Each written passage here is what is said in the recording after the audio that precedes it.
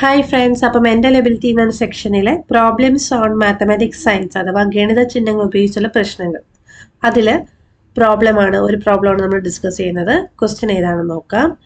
16 minus 2 into 3 plus 8 divide by 2 equal to dash. 4 options ആണ് ഇവിടെ തന്നിട്ടുള്ളത്. അപ്പോൾ ഇവിടെ ബോർഡ് മാസ് യൂസ് ചെയ്താണ് കാണേണ്ടത് അല്ലേ.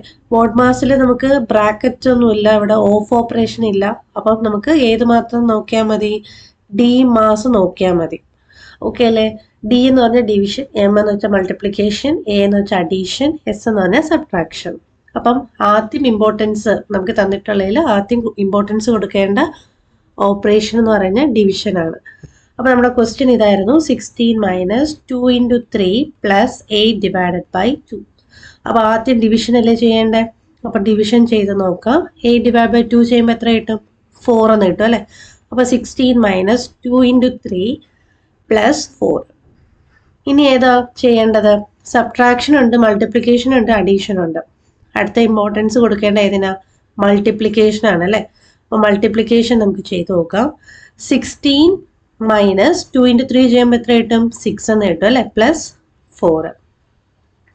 അപ്പോൾ 16 മൈനസ് 6 പ്ലസ് 4 എന്ന് കിട്ടി. ഇനി എന്താ ചെയ്യേണ്ടത്? സബ്ട്രാക്ഷനും ഉണ്ട്, അഡീഷനും ഉണ്ട് അല്ലേ. അപ്പോൾ എന്താ ചെയ്യേണ്ടത്? അഡീഷൻ വേണം ചെയ്യാനായിട്ട്. അപ്പോൾ എന്ത് കിട്ടും നോക്കിക്കേ, -6. അഡീഷൻ ചെയ്യുമ്പോൾ തന്നിരിക്കുന്ന നമ്പേഴ്സിൻ്റെ സൈനും കൂടി എടുത്തോണം. അപ്പോൾ ഈ പ്ലസിന് ലെഫ്റ്റ് സൈഡിൽ കിടക്കുന്ന നമ്പർ 6 അല്ലേ. 6ന്റെ സൈൻ എന്താണെന്ന് നോക്കിക്കേ, -6 എന്നാണ് അല്ലേ. ആ സൈനും കൂടി എടുത്തോണം കേട്ടോ, അല്ലെങ്കിൽ മിസ്റ്റേക്ക് വരും. അപ്പം -6 പ്ലസ് 4 ആണ് നമുക്ക് ചെയ്യേണ്ടത്. അല്ലാതെ 6 പ്ലസ് 4 ചെയ്ത് വെച്ചാൽ നമ്മുടെ ആൻസർ മാറും. ഓക്കെ അല്ലേ. അപ്പം അഡീഷൻ വരുമ്പോൾ ലെഫ്റ്റ് സൈഡിൽ ഏത് നമ്പറാണോ ആ നമ്പറിൻ്റെ സൈനും കൂടി എടുത്തോണം.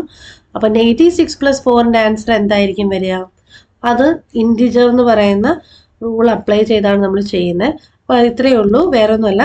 ഒരു നെഗറ്റീവ് നമ്പറും ഒരു പോസിറ്റീവ് നമ്പറും, ഒരു നെഗറ്റീവ് നമ്പറും ഒരു പോസിറ്റീവ് നമ്പറും നമ്മളോട് ആഡ് ചെയ്യാൻ പറഞ്ഞാൽ നമ്പേഴ്സിൻ്റെ ഡിഫറൻസ് എടുക്കാം.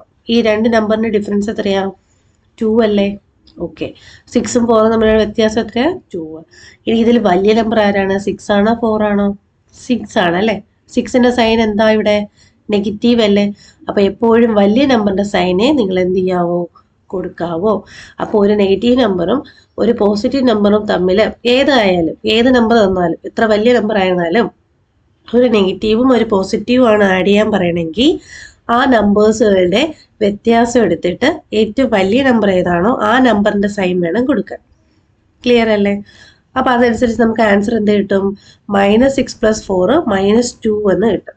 സോ 60 നമ്മൾ അതുപോലെ കൊടുത്തിട്ട് ഇവരുടെ ആൻസർ വേണം എന്ത് ചെയ്യാൻ? ഇട്ട് കൊടുക്കുക. -6 പ്ലസ് 4ൻ്റെ ആൻസർ എന്താ? -2. ഇനി 60 - 2 എത്രയാ? നിങ്ങൾക്കറിയാമല്ലോ, 14. സോ ഓപ്ഷൻ എ ആണ് ഇവിടെ ആൻസർ ആയിട്ട് വരിക. ഇനി ഇത് തന്നെ വേറെ രീതിയിൽ നമുക്ക് ചെയ്യാം. ആ ഒരു മെത്തേഡും കൂടി ഒന്ന് നോക്കാം. നമ്മൾ ഇവിടം വരെ കറക്റ്റായിട്ട് ചെയ്യാം. ഇനി അത് കഴിഞ്ഞിട്ട് 60 - 6 പ്ലസ് 4 എന്ന് വന്നല്ലോ. ഇനി ഇവിടെ നോക്കുമ്പോൾ 2 പോസിറ്റീവ് നമ്പേഴ്സ് ഉണ്ട്, ഒരു നെഗറ്റീവ് നമ്പറും ഉണ്ട് അല്ലേ. ഇവിടുത്തെ പോസിറ്റീവ് നമ്പേഴ്സ് ഏതൊക്കെയാണെന്ന് ചോദിച്ചാൽ ഒന്ന് ഏതാണ്? 16 ആണ്. ഓക്കെ അല്ലേ. 16ന്റെ സൈൻ എന്ന് പറഞ്ഞാൽ പോസിറ്റീവാണ്. പിന്നെ പോസിറ്റീവായിട്ട് നിൽക്കുന്ന ആരാ? 4 അല്ലേ. അപ്പോൾ എന്ത് ചെയ്യാന്ന് വെച്ചാൽ ഈ 2 പോസിറ്റീവ് നമ്പേഴ്സ് നമ്മൾ എന്ത് ചെയ്യാം? ആഡ് ചെയ്ത് കൊടുക്കാം. അപ്പോൾ 16ഉം 4ഉം ആഡ് ചെയ്താൽ എത്ര കിട്ടും? 20 കിട്ടും അല്ലേ. എന്നിട്ട് 20 നിന്ന് ഏത് മൈനസ് ചെയ്യാം? 6 മൈനസ് ചെയ്താൽ മതി. അപ്പോഴും നമുക്ക് ഏത് തന്നെ കിട്ടും? 14 തന്നെ കിട്ടും.